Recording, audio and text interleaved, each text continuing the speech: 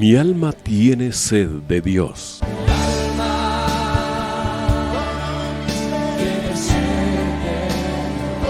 Un espacio que reconforta, alienta y motiva a la luz de la palabra de Dios. Un espacio de clamor e intercesión por todos aquellos que hoy necesitan una palabra de aliento de parte del Dios Todopoderoso.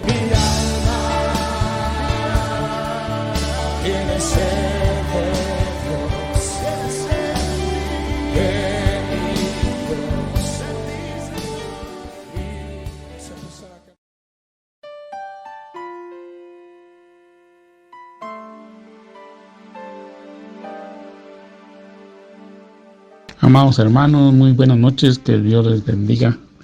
Un gusto poder saludarles en este su espacio de la noche, de Mi alma tiene sed. Estamos muy agradecidos con el Señor por el privilegio que nos da de poder compartir con ustedes la palabra del Señor y que juntos continuemos meditando y reflexionando, amados hermanos, en el tema de la venida del Señor. Es un tema, como lo he comentado en otras oportunidades, el que el Señor me ha motivado a que lo estemos compartiendo debido a que mucha gente, muchas personas dejaron de hablar de este tema. Algunos por falta de comprensión, otros porque consideran que el tema ha dañado mucho la fe de los cristianos, de algunos que han esperado y no han visto la materialización de la promesa del Señor. Y como lo he comentado en otras oportunidades, amado hermano, para mí, en lo particular, el regreso del Señor es uno de los pilares fundamentales de la fe de todo creyente. Nosotros como creyentes debemos de tener la convicción de que el Señor va a volver. Ahora bien, la segunda venida, amado hermano, del Señor Jesucristo, al igual que la primera, tiene etapas, tiene manifestaciones, tiene ciclos, tiene algunas condicionantes. Obviamente, amado hermano, la venida del Señor también está envuelta o lleva alrededor señales cósmicas, señales políticas, señales sociales, señales familiares y situaciones climáticas también. Es un evento, amado hermano, que efectivamente está sacudiendo a la humanidad. Y el Señor Jesucristo, amado hermano, como lo vamos a ver en otro programa, en este no, porque este lo vamos a dedicar a otro tema que yo considero fundamental, es de analizar lo que los evangelios mencionan acerca de la segunda venida del Señor Jesucristo. Y definitivamente, amado hermano, las señales cósmicas, las señales políticas, las señales sociales y las señales que van a ver en la iglesia en sí, pues, también son un referente, amado hermano.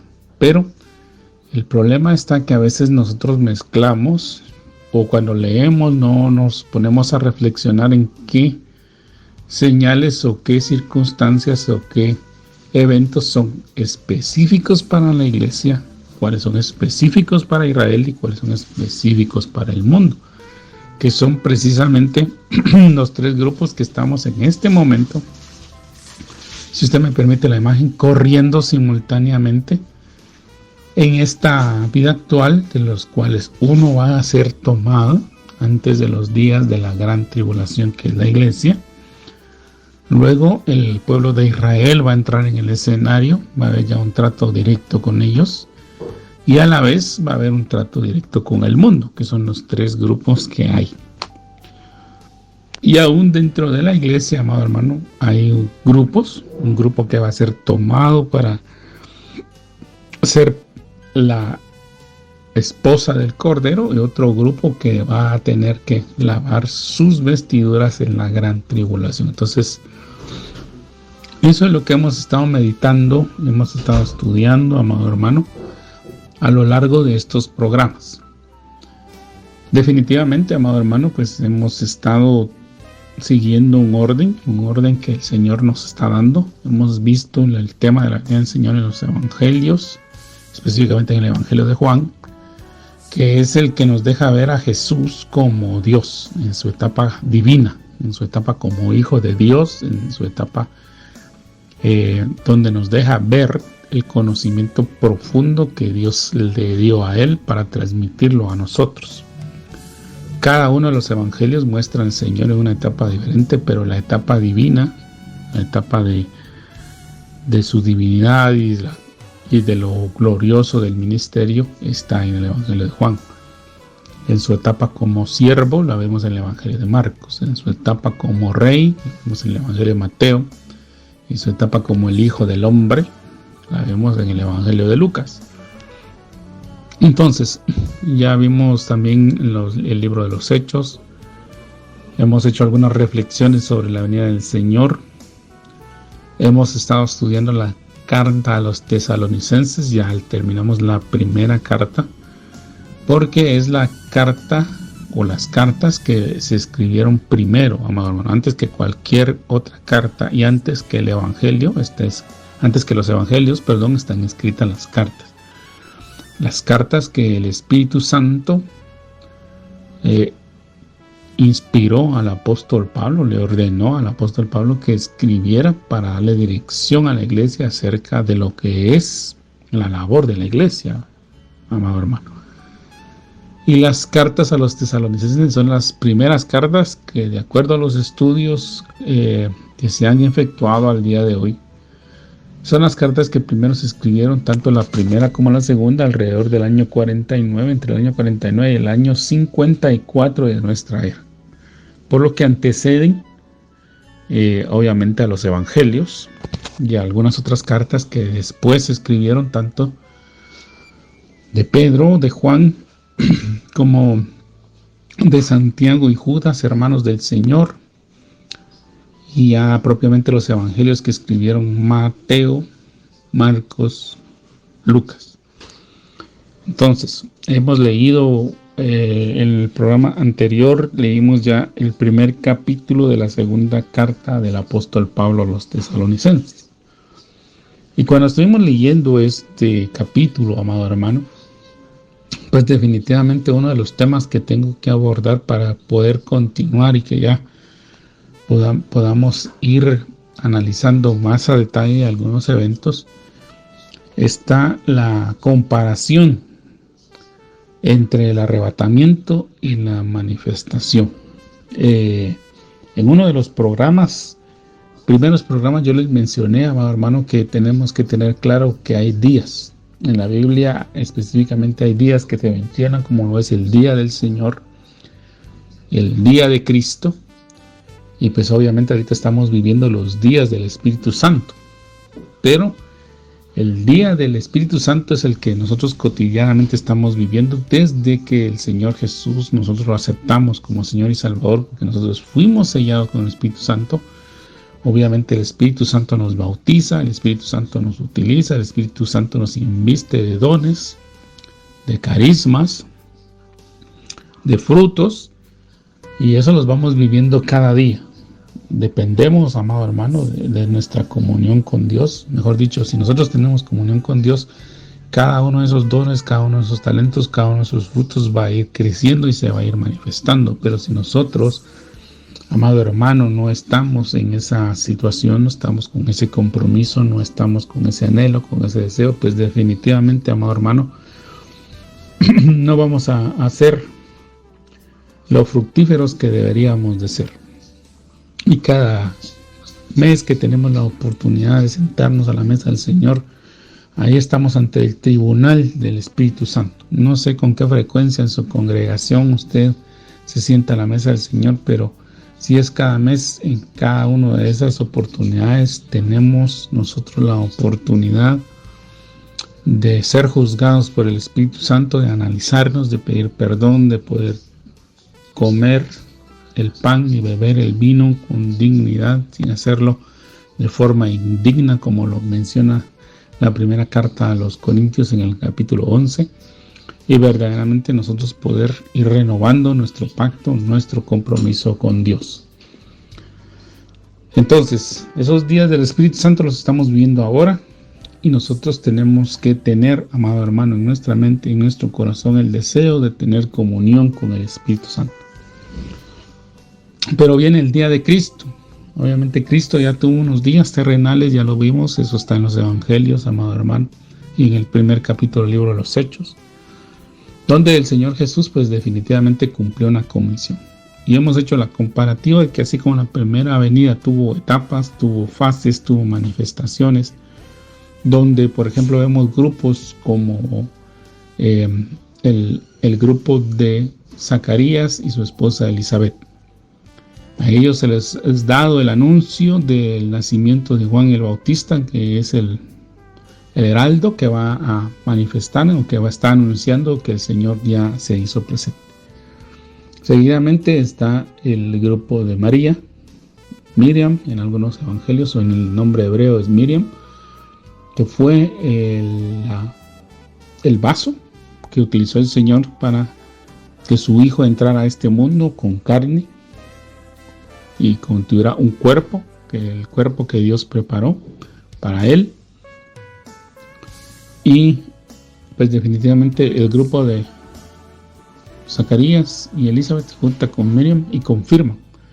Entonces recuerda que cuando Miriam acepta, o María acepta, y dice: aquí la esclava del Señor, hágase conforme tu voluntad, va y deja su casa, va hacia las montañas de Judea, busca a Elizabeth, y cuando llega a su casa, el Espíritu Santo se manifiesta y dice: ¿por qué se me conceden que la madre de mi Señor venga a visitarme? Entonces le confirma que efectivamente el llamado es correcto. Después está José, obviamente el que fue esposo de Miriam o de María, y a él le confirma el Señor por sueños. Tiene que tener un trato con él para confirmarle que lo que está en el vientre de María no es fruto de ningún pecado, sino que al contrario es fruto del Altísimo, que es el Salvador, el que viene. Entonces a él se le manifiesta, y después del nacimiento de Jesús, los pastores es el otro grupo que recibe el mensaje de la revelación de que el Salvador ha llegado. Después de estas cosas se le manifiesta a los gobernadores, pero los gobernadores no creen. Usted sabe que los Magoi, o los que en la tradición se han llamado como los Reyes Magos, pero no son Reyes Magos, sino son los sabios de Oriente, que son de la escuela de Daniel, que son herederos del conocimiento que Daniel recibió acerca de la venida del Señor, y que hicieron un viaje desde Babilonia para entregar un tesoro que Daniel había almacenado para el Señor Jesús, para el Salvador, que llegan casi 2 años después de su nacimiento, y que cuando llegan al Jerusalén, porque como ellos vieron la estrella naciente del rey, dijeron: bueno, él seguramente está en el palacio, pero no era así, él no estaba en el palacio.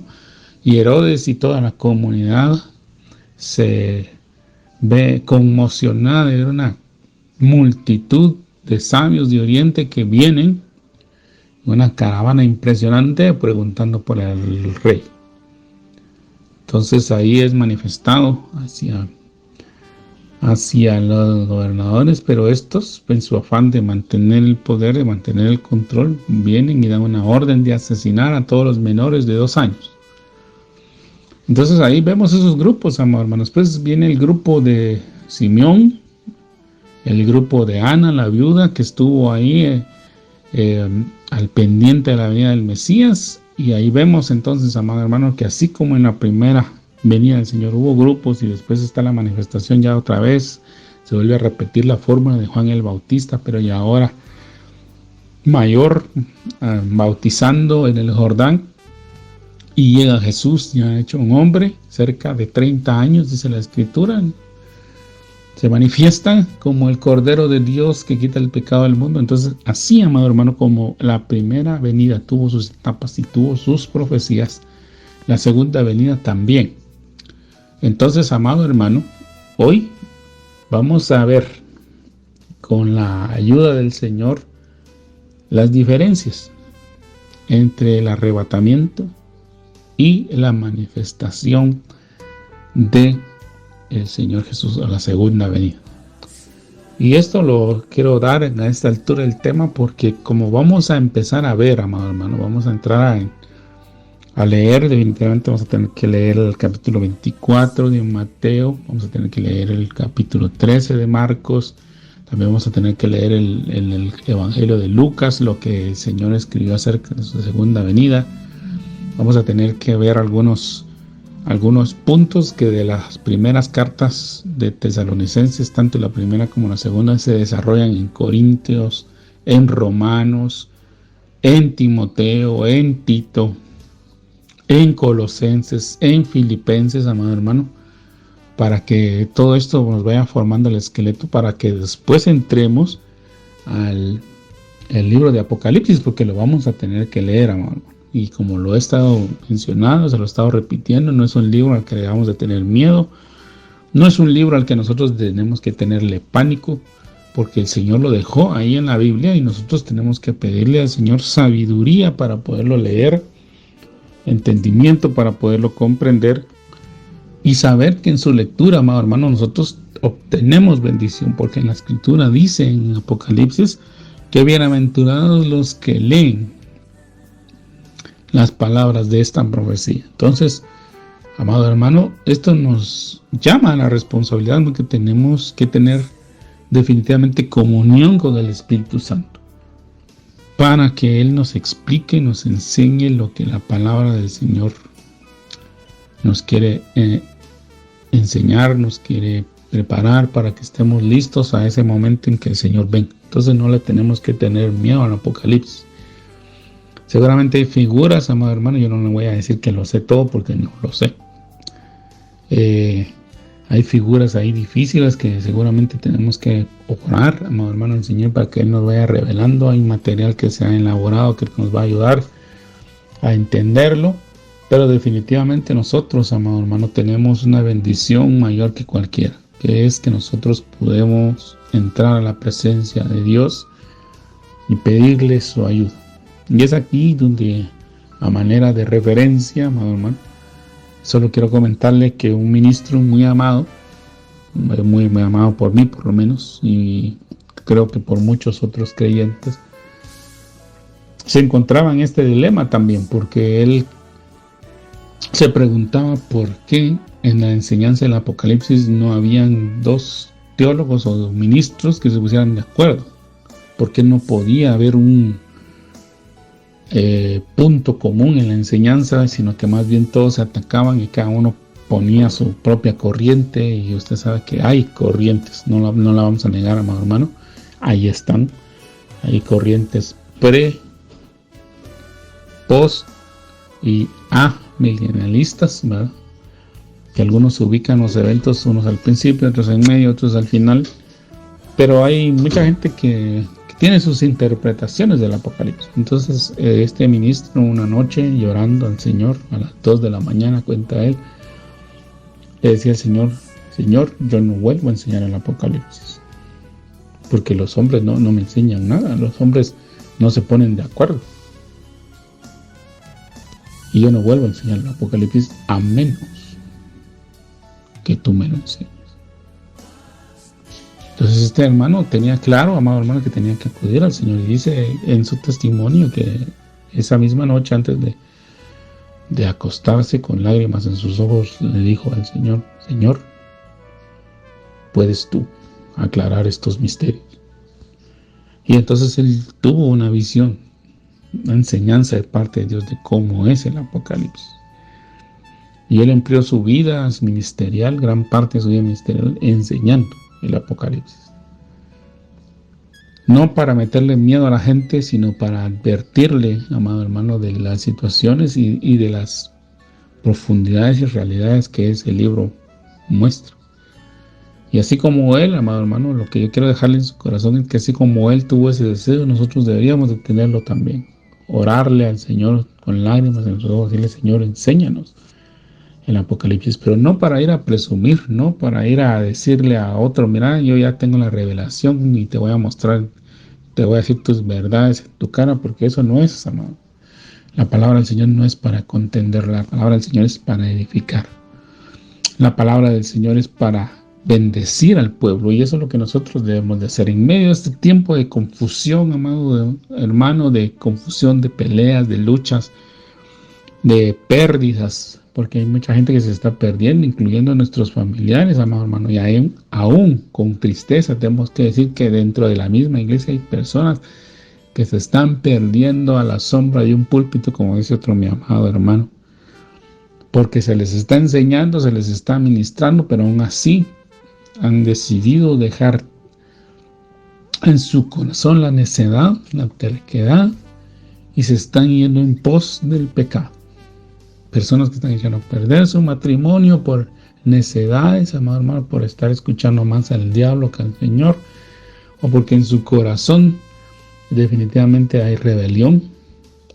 Y entonces, amado hermano, tenemos que anhelar y desear tener comunión con Dios. Y como les repito, yo no es que sepa toda la revelación, amado.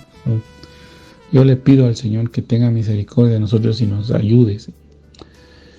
Y que no tengamos nunca ese sentimiento en nuestro corazón de que, como ya lo sabemos, todos no necesitamos de Dios, porque lamentablemente así son muchas personas. Se envanecen con el conocimiento y entonces creen que ya no necesitan de Dios y se apartan de Dios y pecamos contra Dios. Esas figuras, esas enseñanzas las vemos en el libro de Deuteronomio, en el libro del Éxodo, en el libro de Números, por ejemplo. Ahí vemos cuando la gente ya se empezó a sentir poderosa, se empezó a sentir grande, abandonó al Señor, y cuando el Señor vio que lo abandonaban, Él solo retiró un momento su mirada, y ese pueblo padeció de muchas situaciones difíciles. En este sentido, hermanos, solo quiero leer un verso de la segunda carta del apóstol Pablo a los tesalonicenses, en el verso número 10 del capítulo 1, donde dice: cuando viniere para ser glorificado en sus santos y para hacerse admirable en aquel día en todos los que creen, porque nuestro testimonio fue creído entre vosotros. Por lo cual asimismo oramos siempre por vosotros, que nuestro Dios os tenga por dignos de esta vocación, y que cumpla toda la buena complacencia de su bondad y la obra de fe con poder, para que el nombre de nuestro Señor Jesucristo sea glorificado en vosotros y vosotros en Él, por la gracia de nuestro Dios y del Señor Jesucristo. Entonces, amado hermano, ahí vemos que el capítulo 1 de la carta de los tesalonicenses, la segunda carta de Pablo a los tesalonicenses, obviamente en el contexto, haciendo un breve resumen, está para recordarles muchos puntos que había tratado en la primera carta. Obviamente, amado hermano, a veces nosotros nos tenemos que enfrentar a una realidad, y es la siguiente. A veces, tanto en una exposición oral como en un documento escrito, muchas veces las personas tienen diferentes interpretaciones o entienden de diferente forma un mensaje que uno está transmitiendo. Yo en esta ocasión me quisiera pedir al Espíritu Santo que Él sea el que tome el control y que el mensaje que yo quiero transmitirle, amado hermano, no sea sujeto a interpretaciones erróneas, o que se piense que yo estoy haciendo algunas afirmaciones contra la doctrina o contra la enseñanza, bajo ningún punto de vista, hermano. Mi propósito es que con la ayuda del Señor, con su bendito Espíritu Santo, nosotros podemos comprender los eventos de la venida del Señor y que no aleguemos ignorancia, hermano, porque es uno de los principios que yo he estado recalcando en todos estos programas. Es un principio universal que aún dentro de la palabra del Señor está, que la ignorancia de la ley no exime de su cumplimiento. Nosotros no podemos decir: Señor, es que mira, como a mí el pastor, el apóstol, el profeta, el evangelista, el maestro que yo tenía en mi congregación nunca me habló de la venida del Señor. Yo por eso no me preparé, yo por eso no estaba esperando tu regreso, no hice nada de lo que en la palabra nos mandaba, sino que al contrario, amado hermano. Ahora en este tiempo es cuando más exigencia tenemos, porque somos una generación, somos un grupo de personas, estamos viviendo una época donde la palabra del Señor ha tenido un crecimiento extraordinario. Hoy tenemos en nuestro teléfono celular, cosa que nunca se imaginó antes, tenemos la posibilidad de accesar a internet y tenemos la posibilidad de descargar aplicaciones donde la Biblia, que es el libro que mayor venta, mayor comunicación, esa es la palabra correcta que le quiero dar, que mayor comunicación tiene en el mundo. Usted tiene acceso a la palabra del Señor de manera gratuita en muchas aplicaciones, en muchas páginas de internet. Ahora la tenemos disponible en audio en muchas versiones de las que se han publicado, y con acceso a materiales de estudio sobre los nuevos descubrimientos arqueológicos, sobre nuevos rollos que se han logrado ya, o pergaminos o textos bíblicos que se han descubierto con el paso de los años, y que algunos vienen a confirmar la veracidad y la fe de muchos creyentes cuando ven que ya hay verdaderamente un cimiento de que la palabra del Señor no ha sido manipulada de tal manera que lo que ahora tengamos sea muy distante de lo que originalmente el Señor expresó. Entonces, todo eso se lo menciono, hermano. Ya hablé a profundidad de ello en programas anteriores, no me quiero alargar en ese punto, pero sí decirle que nosotros ahora tenemos mayor responsabilidad porque tenemos a nuestro alcance la palabra del Señor en todos los formatos que usted se imagine. Hay texto impreso, hay texto digital, hay aplicaciones, hay programas, hay muchas emisoras de radio, algunos canales de televisión que se han dedicado exclusivamente a transmitir el mensaje de la palabra del Señor. Hay hombres y mujeres de Dios que el Señor ha llamado para que prediquen constantemente su palabra, y lo hacen con veracidad, lo hacen con entrega, lo hacen con responsabilidad. Así que nosotros no nos podemos en ningún momento, amado hermano, excusar de esa realidad que existe hoy, de que nosotros tenemos al alcance de la palabra del Señor. Sería negligencia de parte nuestra. Y aún para las personas que no saben leer, para los que no saben escribir, como le comento, aunque sea, nosotros podemos accesar a la palabra del Señor por medio de audio. Ahora hay programas o hay aplicaciones que nos van leyendo la Biblia. Entonces nosotros no podemos decir, Señor, nunca escuchamos de tu mensaje, porque si algo se ha divulgado aún en las calles de nuestro país y de muchas otras naciones, es que hay hombres que salen con su micrófono, con su megáfono, con algún equipo para transmitir de manera audible el mensaje de la palabra de Dios. Así que nosotros somos demandados por ello. Y entonces en la segunda carta se nos recuerda, amado hermano, se nos enfatizan puntos de la primera carta que nos hacen reflexionar acerca de la conducta de la iglesia, de la conducta del ministro, de la conducta como congregantes, como pueblo de Dios que debemos de tener, y pues obviamente el tema principal, que es la venida del Señor. O sea, la venida del Señor a nosotros nos tiene que motivar a ser cada día mejores, a que nosotros verdaderamente manifestemos con nuestro testimonio el amor que nosotros tenemos hacia el Señor, esperando que Él venga. No por temor, amado hermano, no por cansancio, ¿verdad? Porque hay muchas personas que a veces dicen de la siguiente manera, claro que en este horario no, pero sí les he escuchado yo tristemente que dicen, ojalá que venga ya el Señor porque ya no aguanto yo a mi marido, o ya no aguanto a mi esposa, o ya no aguanto a mis hijos, o ya no aguanto las deudas, o ya no quiero trabajar, pensando que la venida del Señor es como para librarnos de opresiones. Pero como ya se lo he dicho, amado hermano, la venida del Señor en primer lugar es una recompensa. ¿Para quiénes? Para los que lo esperan, para los que lo anhelan. Y por lo tanto, cuando algo tiene recompensa, requiere esfuerzo, requiere dedicación.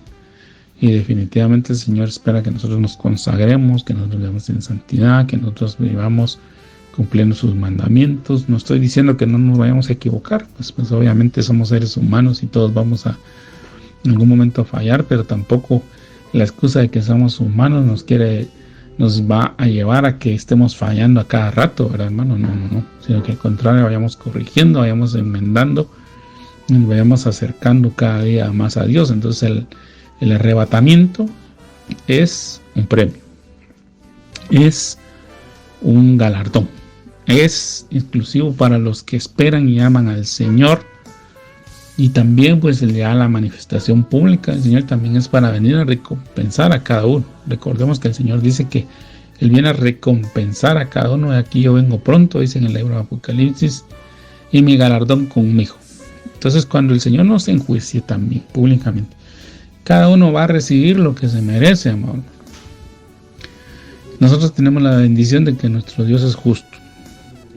A Él no lo vamos a poder mentir, no lo vamos a poder engañar. Nosotros aquí humanamente decimos, señores, que yo hice esto porque tenía necesidad. No, hermano.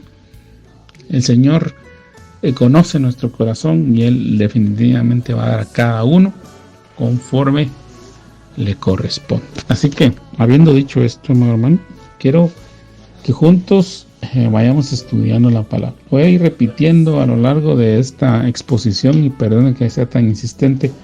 Lamentablemente no pude lograr que nosotros tuviéramos una presentación audiovisual. Pero sí quisiera invitarle a que hoy tomemos una hoja de papel y que usted haga un cuadrito, haga un recuadro de 2 columnas con 12 casillas hacia abajo, ¿verdad? Con 13 filas, perdón. Y en una pongamos arrebatamiento, el título de la primera columna de la izquierda, el arrebatamiento, y la columna de la derecha se va a llamar la manifestación, o la segunda venida, como usted la quiera poner. Y vamos a ir viendo diferencias entre el arrebatamiento y la manifestación. Yo de todos modos voy a poner a disposición de ustedes el teléfono de la radio 4709-3785. Vuelvo a repetir, 4709-3785, donde usted nos puede mandar un mensaje de texto para que, si usted lo desea, le podamos mandar este cuadrito a través del WhatsApp de la radio. Pero si usted va a acompañarme esta noche, hágame favor, hagan una hoja de papel, como le repito, un cuadro con 2 columnas y 13 filas. En la columna a la izquierda le vamos a poner arrebatamiento y la columna a la derecha le vamos a poner la manifestación o segunda venida. Y vamos a ver algunos textos, algunos comentarios, algunas notas que hay para diferenciarlos unos de otros. En esta ocasión yo me voy a auxiliar del material bíblico, el comentario bíblico de William MacDonald, que yo lo leí y estoy de acuerdo con esto que el hermano ha colocado ahí.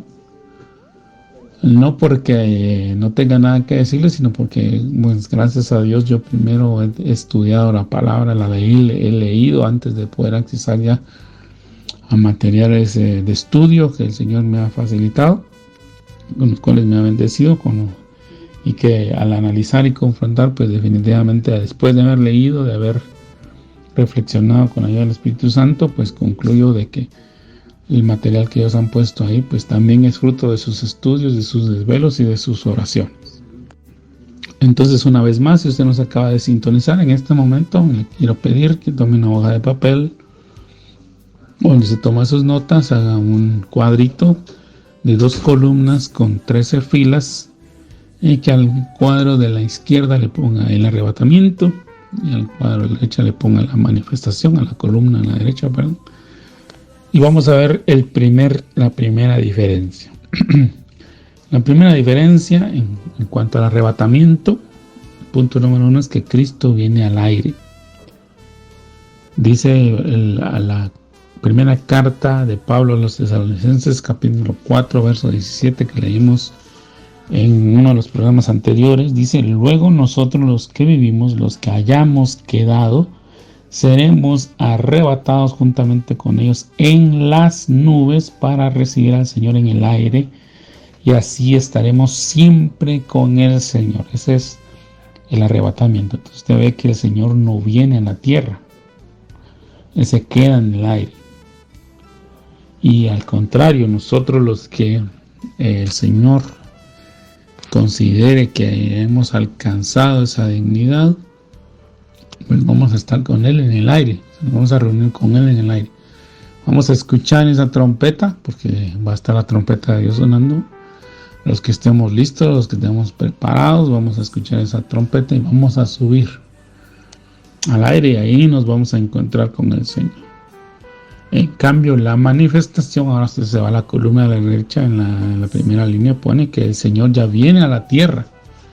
En la manifestación el Señor ya viene a la tierra. Zacarías 14:4 dice: y se afirmarán sus pies en aquel día sobre el monte de los olivos que está enfrente de Jerusalén al oriente.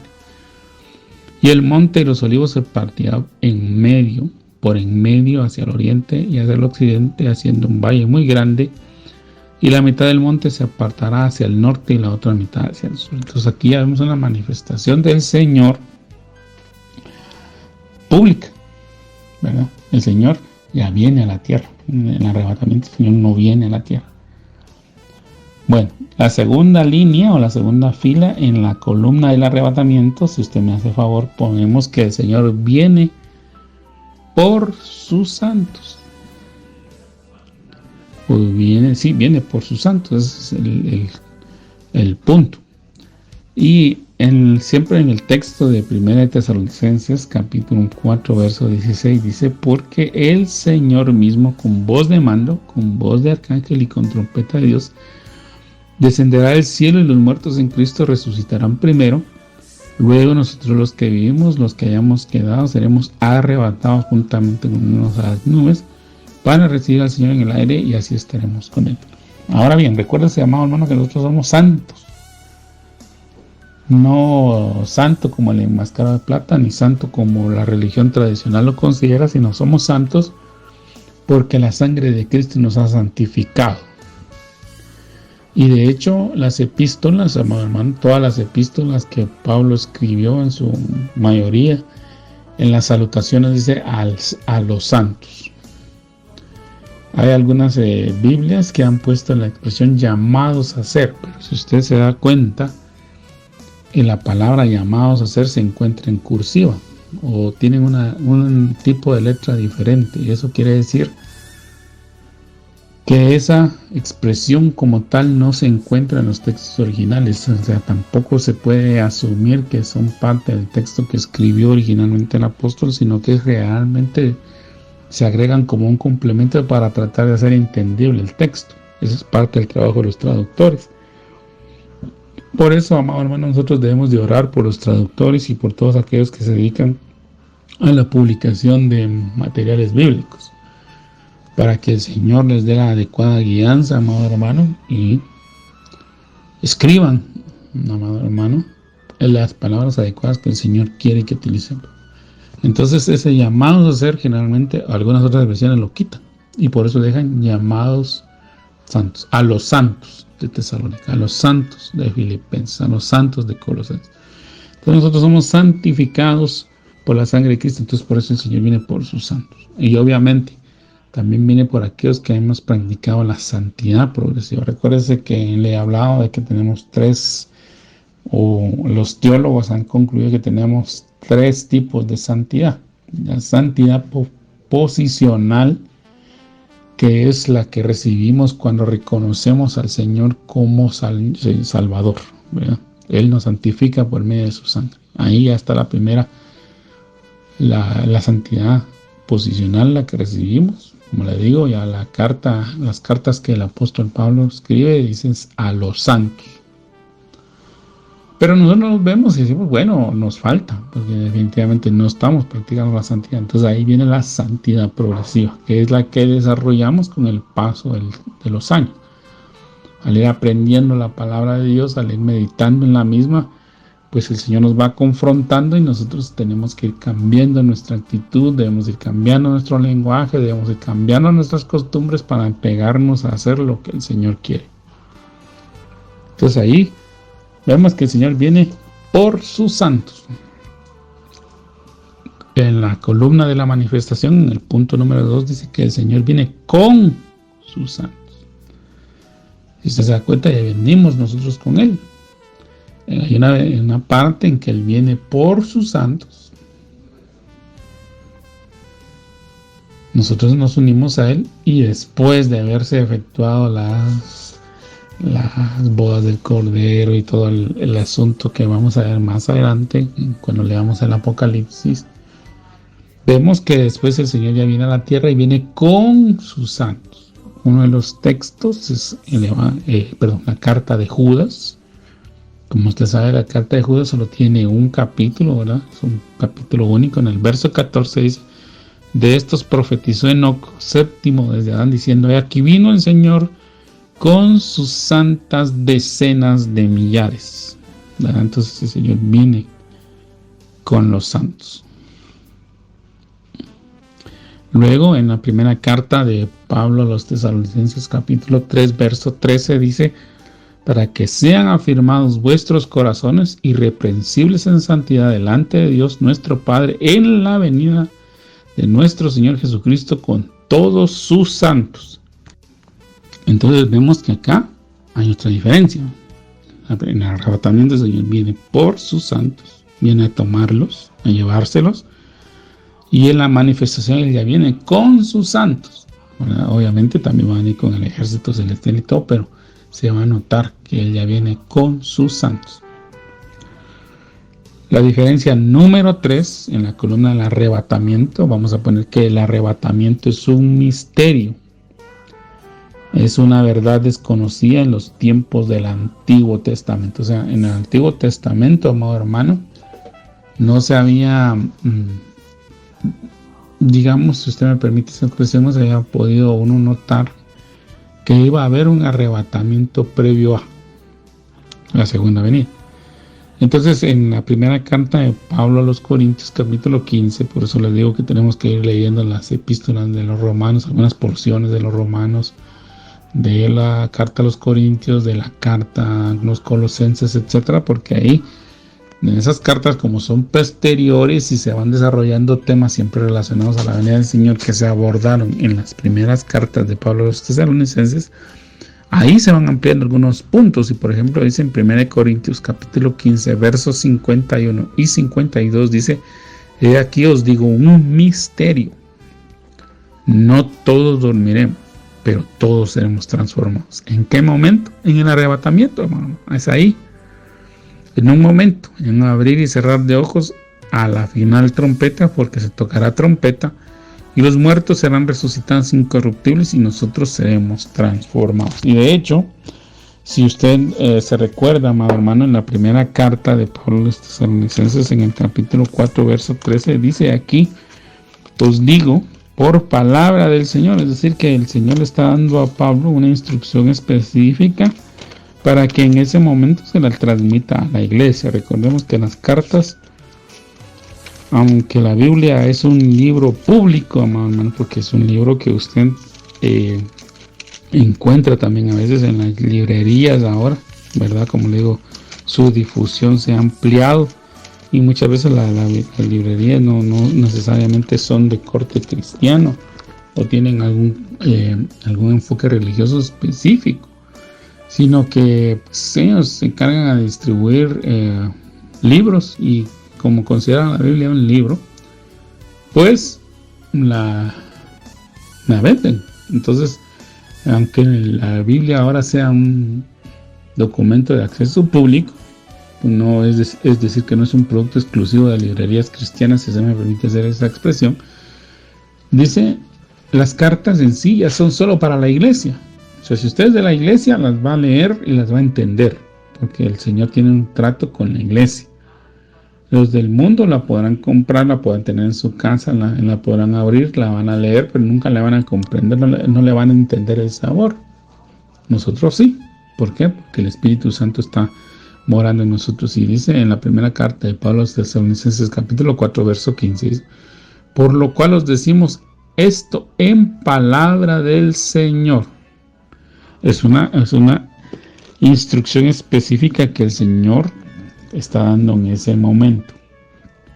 ¿Para quién? Para la iglesia, no para nadie más. Entonces es un misterio que se revela o que se da a conocer en el Nuevo Testamento, en la era de la iglesia. Y, como les repito, en el Evangelio de Juan, capítulo 14, verso 4, o del 1 al 4, y dice claramente que el Señor mismo, el Señor Jesús en su ministerio terrenal, hablando con sus discípulos, les dice: yo voy a venir por ustedes. Yo voy a preparar una morada para ustedes y luego voy a venir por ustedes para que donde yo esté, vosotros también estéis. Entonces es algo que no estaba en el Antiguo Testamento. O seguramente sí está, amado hermano, pero las figuras a veces hay que analizarlas con mucho detalle, ¿verdad? Y se requiere mucho estudio, mucha meditación, mucha reflexión. Entonces ahora, si nos vamos a la columna de la manifestación, en el punto número 3, podemos anotar que la manifestación no es un misterio. Tiene muchas profecías. Obviamente, amado hermano, la venida del Señor es un tema que se habla en los libros proféticos.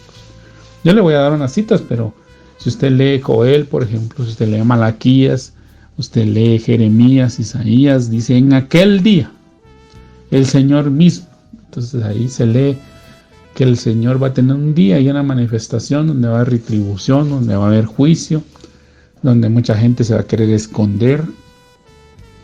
Entonces es la manifestación, amado hermano, tiene mucha profecía que habla de eventos que van a ser públicos y no se pueden ignorar. El arrebatamiento no. El arrebatamiento es algo un poco más exclusivo, es un poco más, digamos, silencioso. Por eso es que mucha gente no se da cuenta cuando la iglesia se vaya. Y también he concluido que si la gente no se va a percatar de ellos, porque la iglesia que verdaderamente va a alcanzar ese premio es muy poca, hermano. No va a ser una cantidad tan grande de personas que el mundo diga: ¿y aquí qué pasó?, ¿verdad? Sino que van a decir: bueno, aquí se perdieron, se extraviaron, algo les pasó, pero no va a ser un grupo tan significativo para que las noticias digan: desaparece el grupo de cristianos. No lo va a decir, porque va a ser tan poco, amado hermano, y eso es lo triste, que va a ser tan poco que pues verdaderamente nos deberíamos de poner a pensar con tristeza en nuestro corazón si verdaderamente lo vamos a alcanzar. Entonces la manifestación no es un misterio, es un tema de muchas profecías. Por ejemplo, en el Salmo 72 de los versos 1 al 20, o en Isaías capítulo 11 versículos 1 al 16, o Zacarías, por ejemplo, capítulo 14 1 al 21. Pero también usted lo puede encontrar, como digo, en Jeremías, en Isaías, en Ezequiel, en Joel, en los libros proféticos, hermano Nahum, Habacuc, nos hablan de una manifestación pública, una manifestación que no se puede esconder, una manifestación que mueve los astros, que va a conmover al mundo. Entonces, amado hermano, sabemos de que hay una situación ahí que va a cambiar, que va a ser notoria. Bueno, fila número 4 en la columna del arrebatamiento. Si me hace favor, recuerde que estamos en un esquema ahorita de estudio donde hemos puesto un cuadro con 2 columnas y 14 filas. A la primera fila la titulamos arrebatamiento, la segunda y a la segunda columna manifestación. Estamos poniendo puntos que los diferencian. El punto número 4 en la columna de arrebatamiento, por favor, dice: de la venida de Cristo por sus santos. Nunca se dice que sea precedida de portentos celestiales. Por eso le digo, es una situación un poco más privada, si usted me permite. No hay fanfarrias, no hay quema de cohetes, no hay luces, no hay un evento astronómico que lo anuncia, sino que es algo que nosotros tenemos que estar esperando. Ahí las parábolas que el Señor Jesús mencionó en los evangelios dicen que nosotros debemos de estar velando, es decir, debemos de estarlo esperando, ya sea que Él venga en la mañana, venga a media mañana, venga a mediodía, venga en la tarde, en la mitad de la tarde, al final de la tarde o comenzando la noche, o en cualquiera de las vigilias de la noche. Nosotros debemos estarlo esperando, y bienaventurado el siervo aquel a quien su Señor halle así, esperándolo. Entonces ese es el que va a ser tomado y va a ser llevado con Él. Pero la venida con sus santos, amado hermano, y en la columna de la manifestación, en la línea número 4, sí es anunciada por muchas señales en los cielos. Aquí, pues obviamente vamos a Mateo capítulo 24, versículos 29 y 30, que dicen: e inmediatamente después de la tribulación de aquellos días, El sol se oscurecerá y la luna no dará su resplandor y las estrellas caerán del cielo y las potencias de los cielos serán conmovidas. Entonces aparecerá la señal del Hijo del Hombre en el cielo y entonces lamentarán todas las tribus de la tierra y verán al Hijo del Hombre viniendo sobre las nubes del cielo con poder y gran gloria. Entonces, amado hermano, ahí vemos que entonces ya es una manifestación pública que la va a ver el mundo entero, ¿verdad? En la cual viene rodeada de esos acontecimientos. Por eso le digo que nosotros tenemos que saber leer la Biblia, analizar.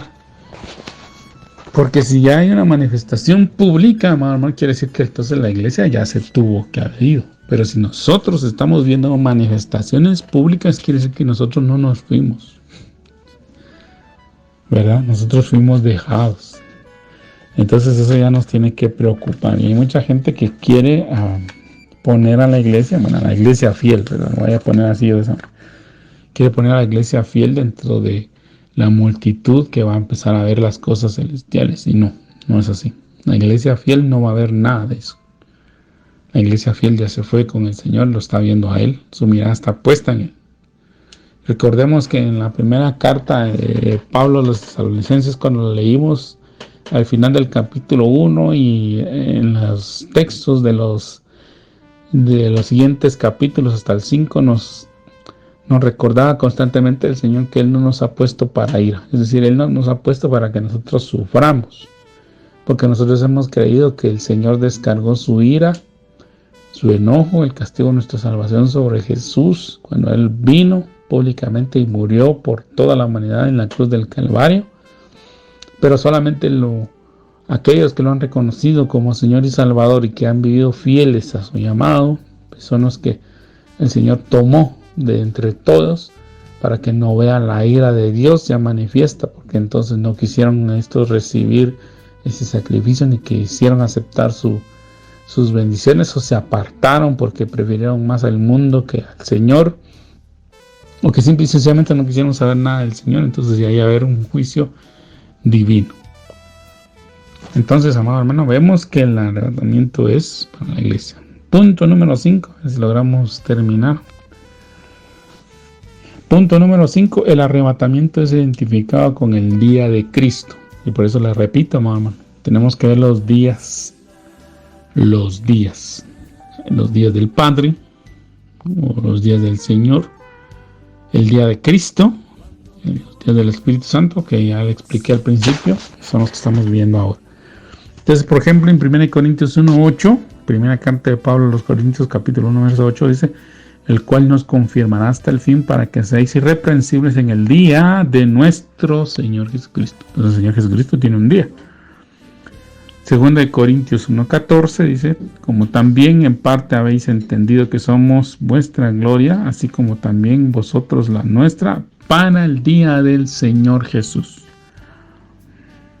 Y Filipenses 1:6, que es otro de los textos que habla del día de Jesús o el día de Jesucristo, dice: estando persuadido de esto, que el que comenzó en vosotros la buena obra, la perfeccionará hasta el día de Jesucristo. Entonces vemos ahí que el arrebatamiento está identificado con el día de Cristo.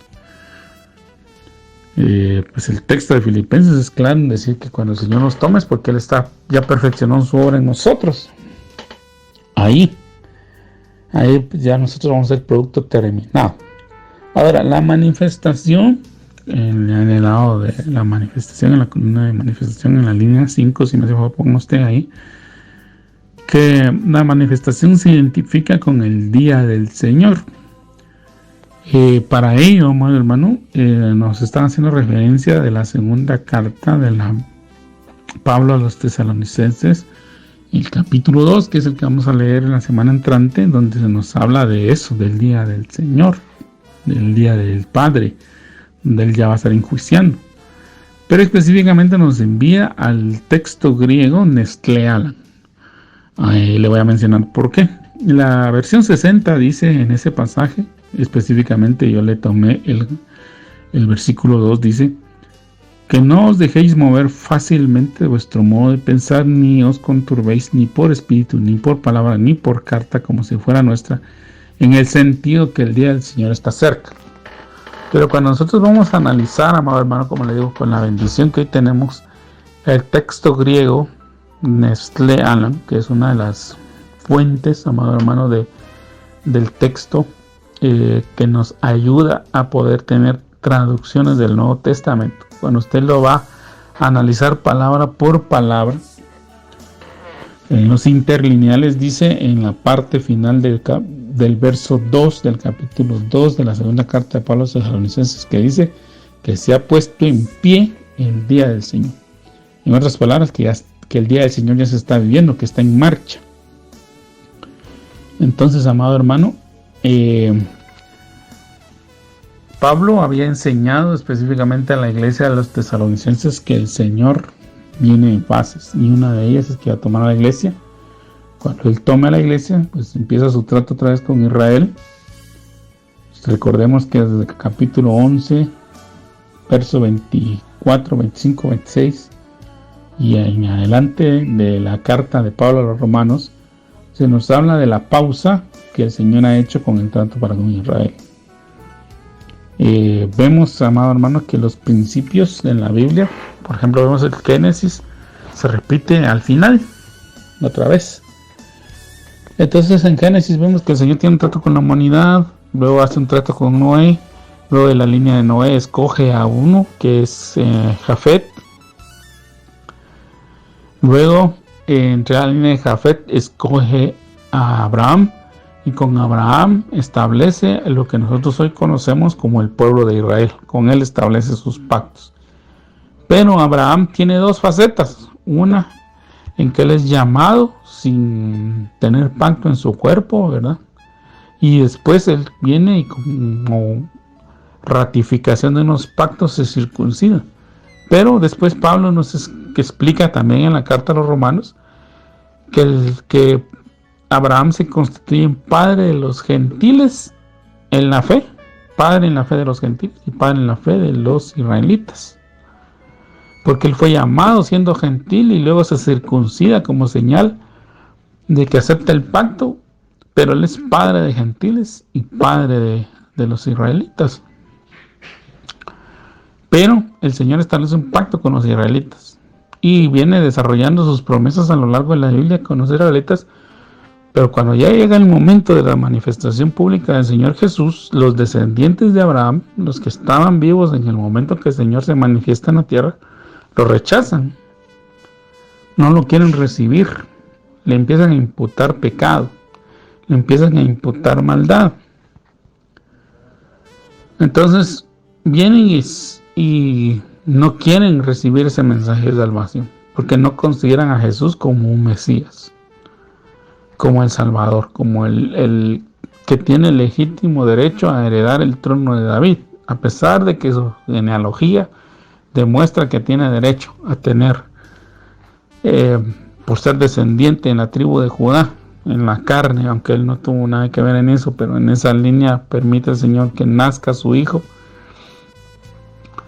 Le vedan ese derecho. Entonces Pablo llega un momento en que dice, bueno, ya no les voy a anunciar más el mensaje a ustedes, porque ustedes ya, los israelitas empezaron a blasfemar, empezaron a hablar cosas que eran dignas de condenación. Entonces Pablo viene y se dice, bueno, yo cumplí el ministerio del Señor, yo anuncié a ustedes primeramente las buenas nuevas de salvación, pero en vista de que ustedes ya no lo quieren, y eso lo vemos, amado hermano, en varios capítulos de los 8, pero viene a mi memoria que ya en el capítulo 28, en una de las últimas exposiciones que Pablo realiza en Roma hacia los judíos de lo que es el evangelio y sus bendiciones, él viene y les dice, bueno, yo me voy a volver a los gentiles, yo voy a anunciar las buenas nuevas de los gentiles, porque esto es lo que habló el Señor cuando dijo que aquí yo los voy a provocar a celos con un pueblo que no es pueblo.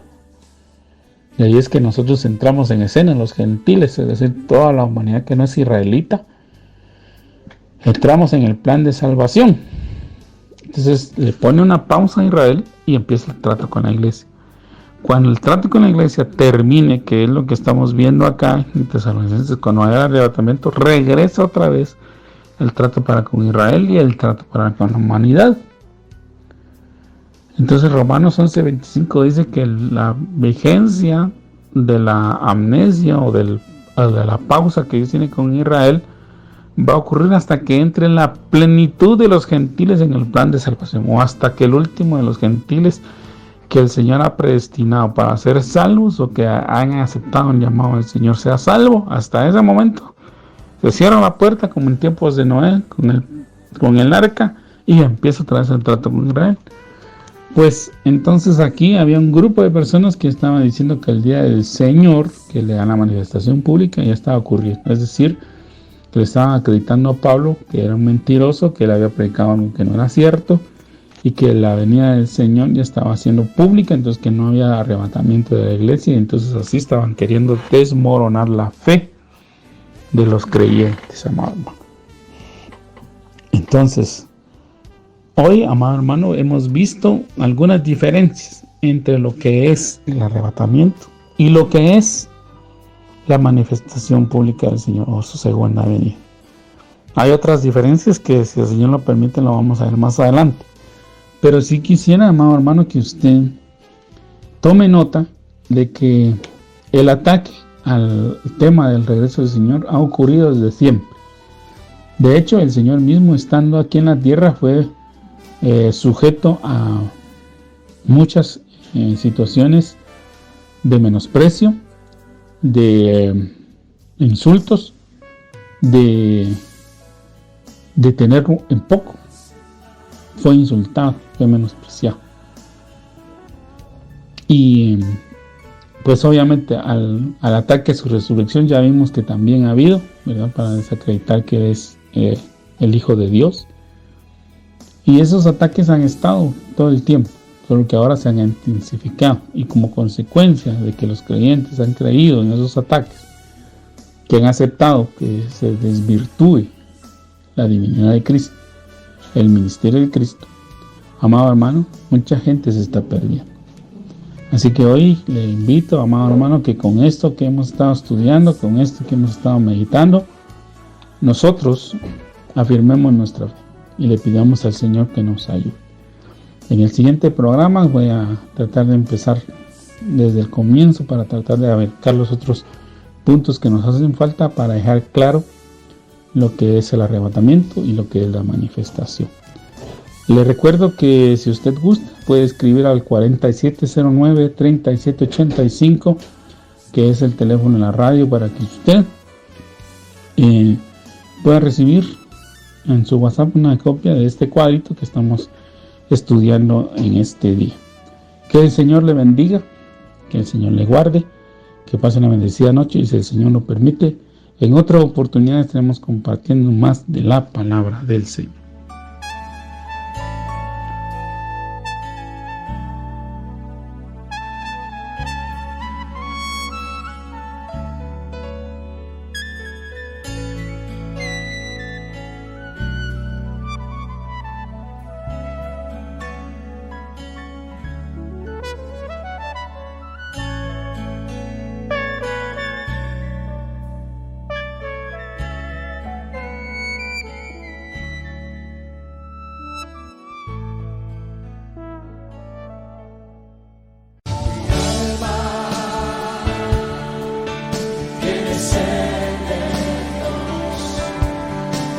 Hemos presentado Mi alma tiene sed de Dios.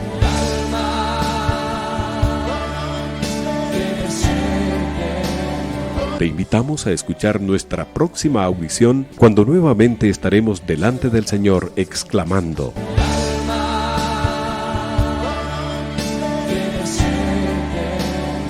Mi alma tiene sed de Dios. No te lo pierdas. Tiene sed de